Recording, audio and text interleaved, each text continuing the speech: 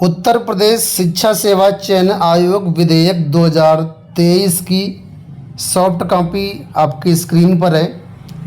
आप लोग जानते हैं कि उत्तर प्रदेश विधानसभा में ये जो विधेयक है 11 अगस्त को पास हुआ था। उसके बाद विधान परिषद में गया और माननीय राज्यपाल जी के पास अभी ये विधेयक पेंडिंग है, ऐसी जानकारी मिल के आ रही है।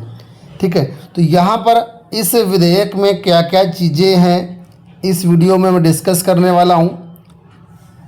तो यहाँ पर आप लोग जानते होंगे कि उत्तर प्रदेश शिक्षा सेवा चयन आयोग विधेयक 2023 पारित होने के बाद कम्प्लीटली ये एक एक्ट का रूप ले लेगा और इसके बाद जो भी शिक्षक भर्तियाँ होंगी उत्तर प्रदेश में वो सब इसी आयोग के माध्यम से करवाई जाएंगी। तो इसमें कौन कौन सी भर्तियाँ होंगी इसको हम डिस्कस करने वाले और क्या क्या चीज़ें इस ड्राफ्ट में है वो भी देखेंगे। तो सबसे पहले यहाँ पर देखिए बताया गया कि उत्तर प्रदेश राज्य विश्वविद्यालय अधिनियम 1973 द्वारा शासित किसी विश्वविद्यालय से संबद्ध या संयुक्त अशासकीय सहायता प्राप्त महाविद्यालय, सहायता प्राप्त अल्पसंख्यक महाविद्यालय और इंटरमीडिएट शिक्षा अधिनियम 1921 द्वारा शासित अशासकीय सहायता प्राप्त इंटरमीडिएट कॉलेजों, उच्चतर माध्यमिक विद्यालयों, हाई स्कूलों या उनसे संबद्ध प्राथमिक विद्यालयों अथवा इंटरमीडिएट शिक्षा अधिनियम 1921 के अधीन आच्छादित अशासकीय सहायता प्राप्त अल्पसंख्यक इंटरमीडिएट कॉलेजों या अल्पसंख्यक उच्चतर माध्यमिक विद्यालयों या अल्पसंख्यक हाई स्कूलों या उनसे संबद्ध प्राथमिक विद्यालयों अथवा उत्तर प्रदेश बेसिक शिक्षा अधिनियम 1972 के अधीन शासित उत्तर प्रदेश बेसिक शिक्षा परिषद प्रयागराज द्वारा संचालित एवं प्रबंधकृत विद्यालयों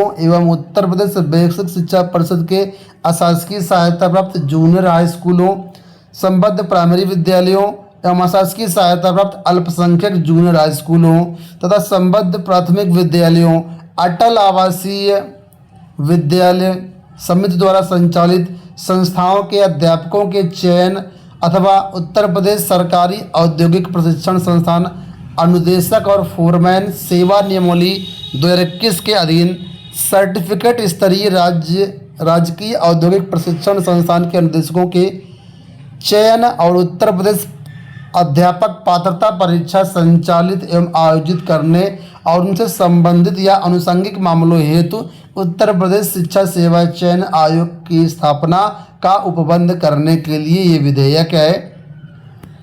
और इसमें देखिए बताया गया कि भारत गणराज्य के 74वें वर्ष में एतद द्वारा निम्नलिखित अधिनियम बनाया जाता है। ठीक है, तो ये अधिनियम जो यहाँ पर कॉपी है इसमें 5 अध्याय हैं। अध्याय फर्स्ट देखिए जो प्रारंभिक अध्याय है उसमें किन चीज़ों का जिक्र किया गया है तो बताया गया है कि ये अधिनियम उत्तर प्रदेश शिक्षा सेवा चयन आयोग अधिनियम 2023 कहा जाएगा।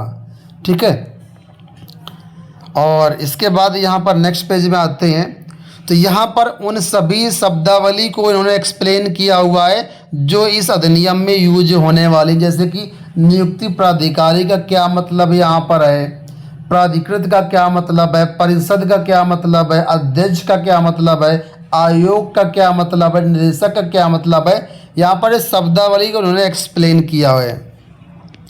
तो यहाँ पर पूरा यही शब्दावली चल रही है। ठीक है, तो अब हम लोग अध्याय 2 में आते हैं जहाँ से मेन आपका शुरू होता है ये आयोग का अधिनियम। देखिए ये अभी विधेयक है, जब राज्यपाल महोदय की मुहर लग जाएगी, ठीक है, गजट प्रकाशित हो जाएगा, उसके बाद ये एक अधिनियम बन जाएगा और आने वाले टाइम पर जो भी आयोग के कार्य होंगे, जो नया शिक्षा सेवा आयोग बन रहा उसका जो भी कार्य होगा, जैसे कि अध्यक्ष की नियुक्ति, सदस्यों की नियुक्ति, अलग अलग जो शिक्षक भर्तियाँ यहाँ से होनी है उसमें एलिजिबिलिटी क्राइटेरिया, परीक्षा पैटर्न, एक सिलेक्शन प्रोसेस, ठीक है, सेवा नियमावली, बहुत सारी चीज़ें। अगर इन फ्यूचर आयोग को भंग किया जाता है तो किस प्रकार भंग कर सकते हैं, क्या व्यवस्था रहेगी, सदस्यों की यहाँ पर जो नियुक्त होंगे उनकी क्या एलिजिबिलिटी क्राइटेरिया रहेगी, कौन कौन से हो सकते हैं, सारा कुछ इसमें मेंशन होगा। तो फिलहाल यहाँ पर देखिए अध्याय 2 में स्टार्टिंग में बताया गया है कि आयोग की स्थापना और उसके कार्य। तो बोला गया कि राज्य सरकार द्वारा इस निमित्त अधिसूचना के माध्यम से नियत किए जाने वाले दिनांक से उत्तर प्रदेश शिक्षा सेवा चयन आयोग नामक एक आयोग स्थापित किया जाएगा। यानी उत्तर प्रदेश शिक्षा सेवा चयन आयोग ये रहेगा आयोग का नाम। ठीक है। और आयोग कैसा होगा तो बताया गया ये एक निगमित निकाय होगा। वो संपूर्ण उत्तर प्रदेश राज्य में शक्तियों का प्रयोग करेगा और इसका मुख्यालय प्रयागराज में होगा। इस आयोग में एक अध्यक्ष होंगे और 12 सदस्य होंगे यहाँ पर। ठीक है, जो राज्य सरकार द्वारा नियुक्त किए जाएंगे। अध्यक्ष और सदस्य राज्य सरकार द्वारा नियुक्त किए जाएंगे। ठीक है, कुल मिलाकर के 13 यहाँ पर रहेंगे, पद रहेंगे। एक अध्यक्ष का पद रहेगा और 12 सदस्यों के यहाँ पर पद रहेंगे। इसके बाद बोला गया है कौन कौन इसमें अध्यक्ष बन सकता है, क्या एलिजिबिलिटी क्राइटेरिया रहेगा, तो उसके बारे में यहाँ पर देखो बताया गया है। पॉइंट नंबर 2 में यहाँ पर देखो अध्यक्ष के बारे में बताया गया है। अध्यक्ष या तो एक IAS ऑफिसर बन सकता है। ठीक है, लिखा हुआ है भारतीय प्रशासनिक सेवा का सदस्य हो या रहा हो, और राज्य सरकार के प्रमुख सचिव का पद या उससे समकक्ष पद धारण किया हो तो वो बन सकता है यहाँ पर अध्यक्ष। दूसरा, किसी विश्वविद्यालय का कुलपति अगर हो रहा है या कुलपति है वर्तमान में तो वो भी यहाँ पर बन सकता है अध्यक्ष। और तीसरा, किसी भी विश्वविद्यालय का अगर कोई प्रोफेसर है जिसने कम से कम 10 साल की सेवा करी है प्रोफेसर के रूप में और कम से कम 3 वर्ष का प्रशासनिक अनुभव उसके पास है तो उसको भी अध्यक्ष यहाँ पर बनाया जा सकता है। ठीक है, अब सदस्य कौन कौन से बन सकते हैं लोग यहाँ पर, तो उनके बारे में बताया गया है। तो यहाँ पर देखिए पॉइंट नंबर 3 में सदस्यों के बारे में एक्सप्लेन किया गया है। नंबर 1 में कोई ऐसा IAS ऑफिसर सदस्य बन सकता है जो कि सचिव का कम से कम पद धारण किया हो। ठीक है, यानी एक IAS ऑफिसर सचिव लेवल का। दूसरा यहाँ बोला गया है कि संयुक्त शिक्षा निदेशक उच्च शिक्षा के रूप में उसने काम किया है जो कि JD होता है। ठीक है, तो वो भी यहाँ पर बन सकता है सदस्य। तीसरा, अपर निदेशक जो होता है व्यावसायिक शिक्षा से अनिम्न रैंक का जिसकी सेवाएं उत्कृष्ट रही हो AD लेवल का, तो वो भी यहाँ पर बन सकता है। इसके बाद यहाँ पर आगे देखिए और भी सदस्य हैं जिनके बारे में यहाँ पर बताया गया है कि एक ऐसा व्यक्ति यहाँ पर भी सदस्य बन सकता है जो कि संयुक्त शिक्षा या माध्यमिक शिक्षा से निम्न रैंक का ना हो, यानी JD लेवल का हो तो वो भी यहाँ पर माध्यमिक शिक्षा से बन सकता है। फिर अगले पॉइंट में है संयुक्त निदेशक। ठीक है, ये JD लेवल का होता है, ये भी यहाँ पर जो अधिकारी हैं वो बन सकते हैं। इसके बाद यहाँ पर भी है न्यायिक सेवा संबंधित कोई ऑफिसर है तो वो भी यहाँ पर बन सकता है सदस्य। ठीक है, इसके बाद यहाँ पर 6 ऐसे सदस्य रहेंगे जो कि विशेष क्षेत्र से आएंगे जिनके बारे में यहाँ पर बताया गया कि 6 ऐसे सदस्य शिक्षाविद होंगे जिनकी सेवाएं उत्कृष्ट हों और राज्य सरकार की राय में वो एक महत्वपूर्ण व्यक्ति हो। जिसको राज्य सरकार नियुक्त करना चाहे तो वो यहाँ पर नियुक्त कर सकती है अपने हिसाब से राज्य सरकार। तो ये यहाँ पर आयोग के बारे में, आयोग के अध्यक्ष के बारे में, सदस्यों के बारे में बताया गया है। इसके बाद यहाँ पर एज के बारे में बताया कि एज कितनी रहेगी। यहाँ पर देखिए इसमें बताया गया है कि जो अध्यक्ष होगा उनकी जो एज है वो 65 वर्ष की मैक्सिमम आयु यहाँ पर बताई गई है। ठीक है, और 3 वर्ष की सेवा एक बार नियुक्त होता है तो 3 वर्ष की अवधि के लिए वो नियुक्त होगा, या 65 वर्ष की सेवा आयु हो जाएगी तो रिटायर हो जाएगा, जो भी पहले हो जाएगा। ठीक है, इसी तरीके से आगे बोला गया है जो सदस्य होंगे उनके बारे में यहाँ पर बताया गया है। तो यहाँ पर अभी पूरा ये चल रहा है। फिर बताया गया कि अगर अध्यक्ष एवं सदस्यों को हटाना है तो क्या नियम शर्तें हैं, उसके बारे में यहाँ पर बताया गया है कि कैसे आप हटा सकते हैं अध्यक्ष या सदस्य को, किन कारणों में हटाया जा सकता है। ठीक है,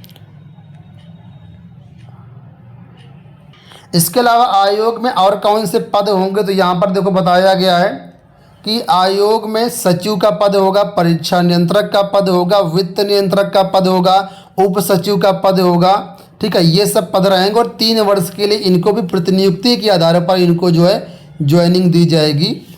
तो ये पॉइंट यहाँ पर क्लियर किए गए हैं। इसके बाद यहाँ पर आएंगे तो यहाँ पर फिर जो शिक्षक भर्तियाँ होनी है यहाँ पर, उनमें क्या प्रोसेस रहेगा, क्या कर्तव्य रहेंगे, क्या दायित्व रहेंगे, क्या शक्तियाँ रहेंगी, उसके बारे में यहाँ पर बताया गया है। ठीक है, तो फिलहाल यहाँ पर जो ये नियमावली है इसकी अभी एकदम साफ कॉपी नहीं आई हुई है। तो जैसे गजट में प्रकाशित होते उसके बाद सॉफ्ट कॉपी आएगी। ये वो कॉपी है जो विधानसभा में पेश की गई थी, जो माननीय उच्च शिक्षा मंत्री जी लिए हुए थे, उसी की स्कैन कॉपी यहाँ पर है। ठीक है, अब यहाँ पर देखेंगे तो यहाँ पर बताया गया कि जो यहाँ पर नियमावली होगी अलग अलग उसकी वो कैसे होगी, तो बताया गया है अध्यापकों या अनुदेशकों के पदों पर सीधी भर्ती हेतु अभ्यर्थियों की चयन प्रक्रिया कैसी होगी, तो बताया गया जो विहित किया जाए उसके अनुसार होगी।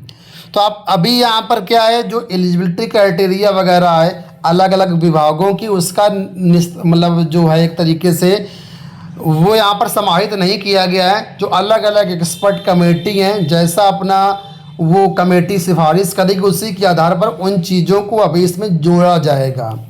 ठीक है, ये जो नियमावली आपके सामने है एक तरीके से विधेयक है, इसमें विशेष तौर पर विधानसभा में जो चीज़ें बताई जानी थी जिसके बिहाफ पर ये विधेयक पास कराना था, उन चीज़ों का यहाँ पर जिक्र किया गया है।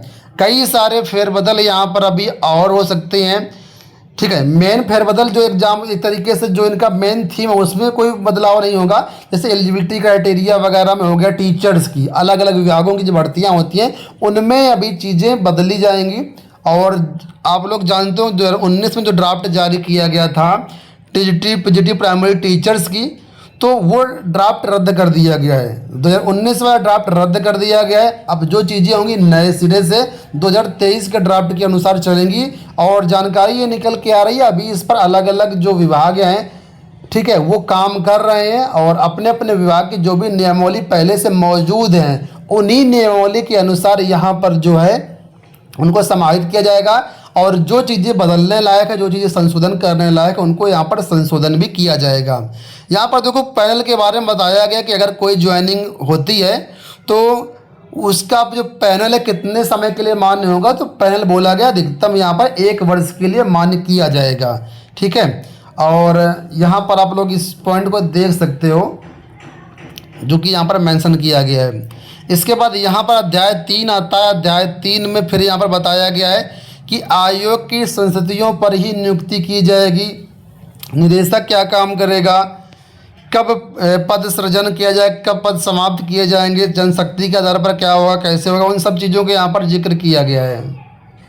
इसके बाद यहाँ पर देखिए अध्याय 4 आता है जो कि संबंधित है वार्षिक रिपोर्ट और लेखा से संबंधित है। ठीक है, तो इसमें बताया गया आयोग का वित्तीय प्रबंध वित्तीय हस्तपुस्तिका खंड 1, 2, 3, 5 में निर्धारित नियमों के अनुसार किया जाएगा। ठीक है, और इसमें जो पेमेंट है अध्यक्ष और मेंबर को कैसे दिया जाएगा, इसमें बताया गया है कि अध्यक्ष और जो सदस्य यहाँ पर कर्मचारीगण होंगे उनका वेतन जो है राज्य सरकार द्वारा अनुदान के माध्यम से देगी या फिर आयोग का जो भी राजस्व होगा उसके माध्यम से यहाँ पर दिया जाएगा। वार्षिक रिपोर्ट कैसे बनेगी, लेखा और लेखा परीक्षा कैसे होगी, इसके बारे में जानकारी है यहाँ पर। तो कुल मिलाकर के पूरा अधिनियम है, इसमें सारी चीज़ें समाहित की गई हैं। 5वां यहाँ पर अध्याय प्रकीर्ण से संबंधित, यहाँ पर देखिए बताया गया है कि कौन कौन से उपबंध होंगे यहाँ पर। और इसमें यहाँ पर अगर आप देखेंगे तो एक महत्वपूर्ण पॉइंट यहाँ पर है जो कि मैं आपको दिखाना चाहूँगा। यहाँ पर देखो आप लोग,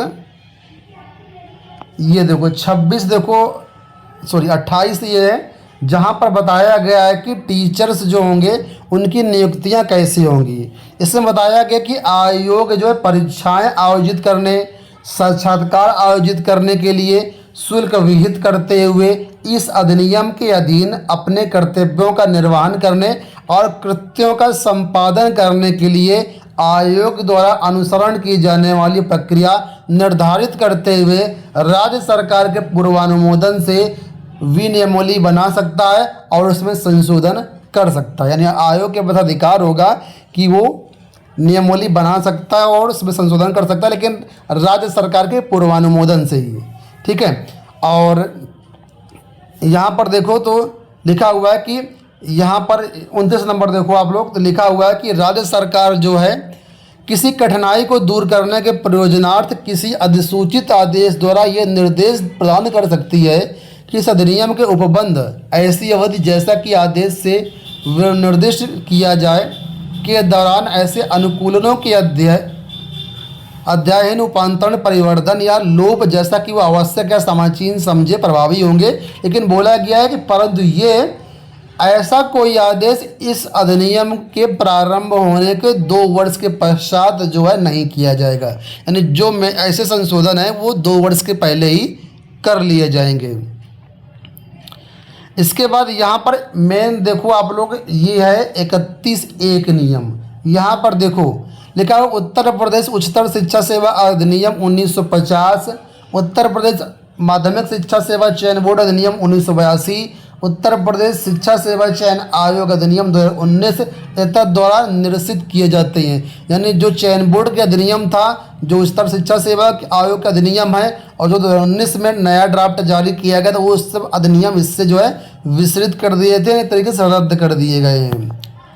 फिर भी जो चीज़ें हैं इसी नियम से आपको बताना चाहेंगे। जो माध्यमिक शिक्षा में आपने देखा होगा, माध्यमिक टीचर्स इस समय आंदोलन कर रहे हैं, ज्ञापन दे रहे हैं, अभियान चला रहे हैं कि जो प्रबंधक वाला धारा 21 है, धारा 18 है, जो चयन बोर्ड में विद्यमान थी, तो इसमें जो समाप्त किया गया उसी को लेकर के यहाँ पर जो है जितने भी शिक्षक संघ अपनी मांग रख रहे हैं कि प्रबंधक के चंगुल से शिक्षकों का शोषण न होने पर उनको छुटाया जाए। इस वजह से वहाँ पर जो है अभियान कर रहे हैं और कहा जाए कि नए अधिनियम में जो है धारा 21 और धारा 18 को समाहित किया जाए। तो ये यहाँ पर कुल मिलाकर के ड्राफ्ट है। अब यहाँ पर बहुत से छात्र ऐसे होंगे जो सोच रहे होंगे कि आपने टीजीटी पीजीटी या एलटी ग्रेड इसके बारे में कुछ बताया नहीं। तो देखिए, ये अभी जैसा कि मम्मी ने बताया, आयोग किस प्रकार काम करेगा, आयोग का अधिनियम है एक तरीके से, ठीक है। अभी जो शिक्षक भर्तियाँ यहाँ से होंगी उसमें क्या एलिजिबिलिटी क्राइटेरिया रहेगा, क्या सिलेक्शन प्रोसेस रहेगा, क्या एग्जाम पैटर्न रहेगा, वो अलग अलग विभागों के जो एक्सपर्ट हैं, उनकी जो कमेटी है वो यहाँ पर डिसाइड करेंगे, और इसके बाद फिर इसी अधिनियम में उन चीज़ों को लाया जाएगा, समाहित किया जाएगा। तो फिलहाल इसमें अभी वक्त है।